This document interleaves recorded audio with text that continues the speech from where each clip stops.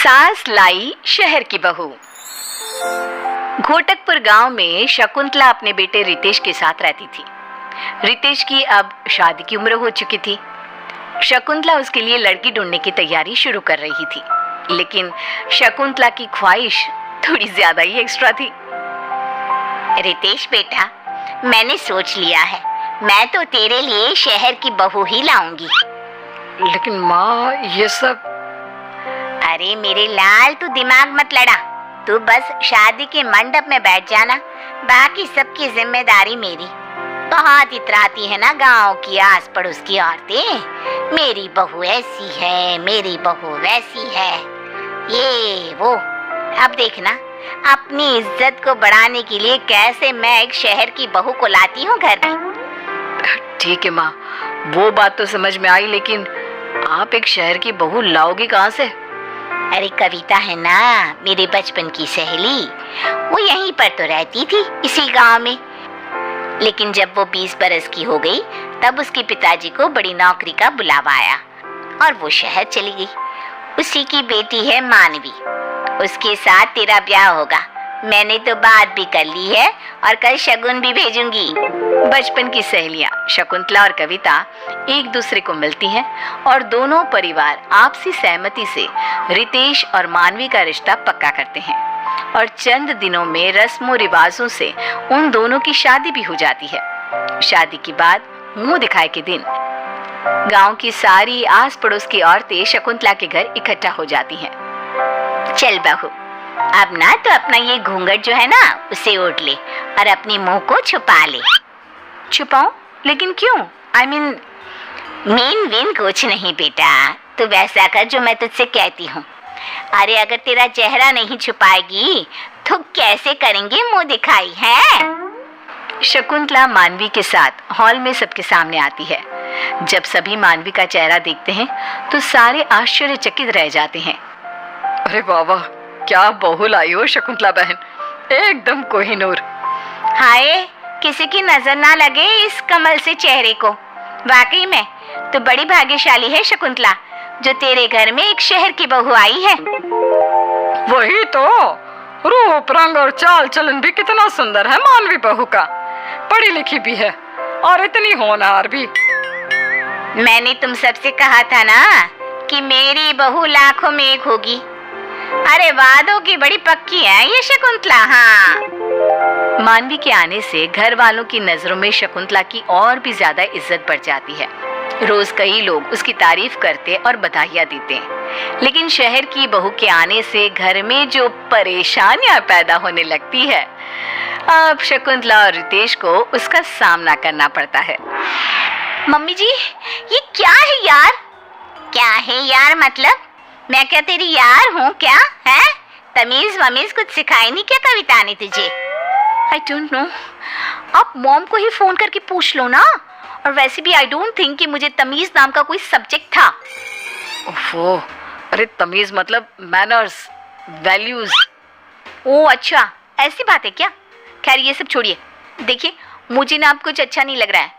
एक तो ये डब्बा टीवी सेट, इस पे दिन में 10 बार केबल जाती है, ऊपर से घड़े का पानी पी पी कर तो मेरा गला खराब हो जाएगा। और देखो तो, मैंने एक बार सिलबट्टा यूज किया और उसकी वजह से मेरे हाथों में कितने छाले आ गए हैं। ऑलरेडी मेरी स्किन सुपर सेंसिटिव है और ये गर्मी, उफ, ढंग के पंखे तक नहीं है, बूढ़े हो गए हैं दोनों पंखे। और रोज कुएं से पानी निकाल निकाल कर तो मैं थक गई हूँ। तो अब हम क्या करें?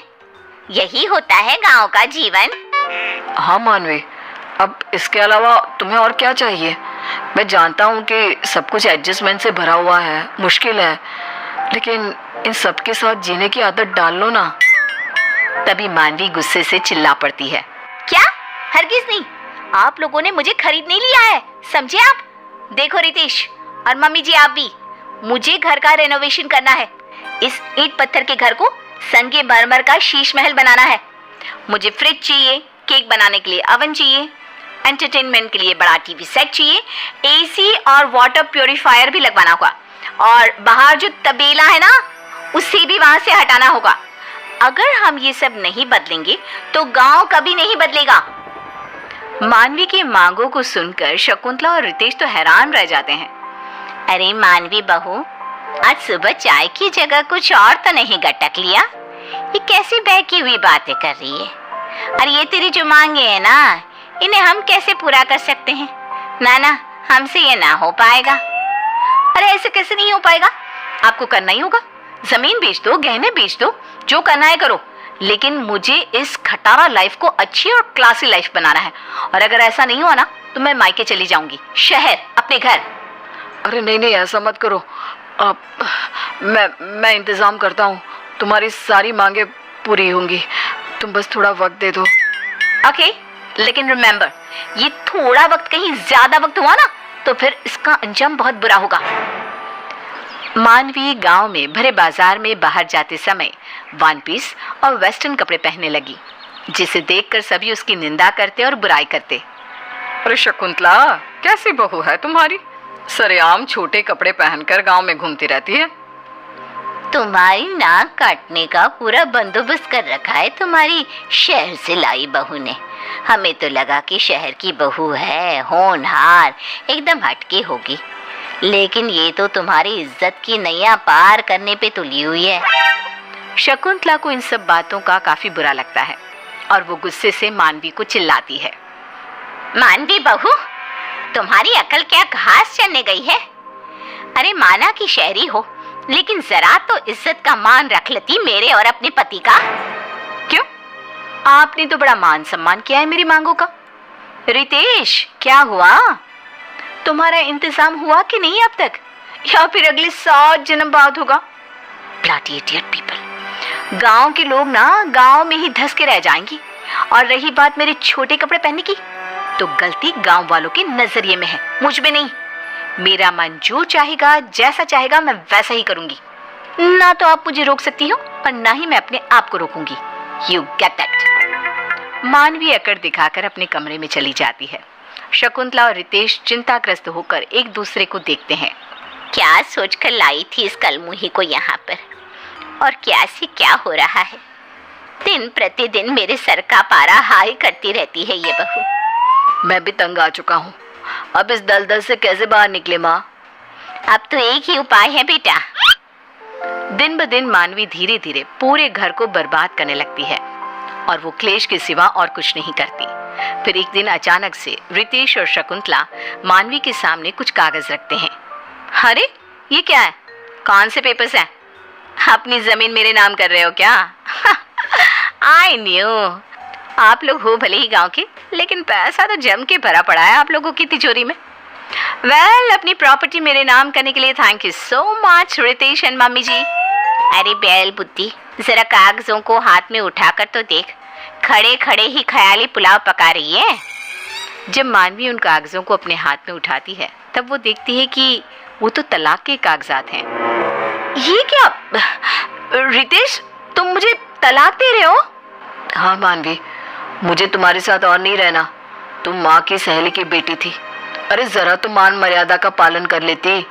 शहर की बहू हो तो क्या हो गया, शहरी अंदाज में ही गांव की दुनिया को अपना बसेरा बना लेती। लेकिन नहीं, तुमने वैसा नहीं किया। उल्टा तुम तो हमारी जमीन के पीछे और अपने स्टैंडर्ड ऑफ लिविंग के बलबूते हमें ब्लैकमेल करने लगी। पता नहीं क्या हो गया था मेरे दिमाग को, जो मैंने तुम्हें अपनी बहू बनाने का सोचा। लेकिन नहीं, आज तुमने मुझे ये सीख दे दी कि बहू चाहे गांव की हो या शहर की, जो लड़की अपनों को स्नेह, प्यार और इज्जत दे, वही एक सर्वगुण संपन्न बहू होती है। Whatever। अच्छा है, मुझे भी बोर हो रहा था यहाँ पे। अब तो मैं डायरेक्टली NRI से ही शादी करूंगी। लाओ पेपर्स लाओ। मानवी साइन कर देती है और इस तरह सास को अपनी गलत सोच का एहसास हो जाता है और आगे जाकर रितेश की शादी एक सुशील गांव की लड़की से होती है और वो अपना सुखी संसार गुजारते हैं।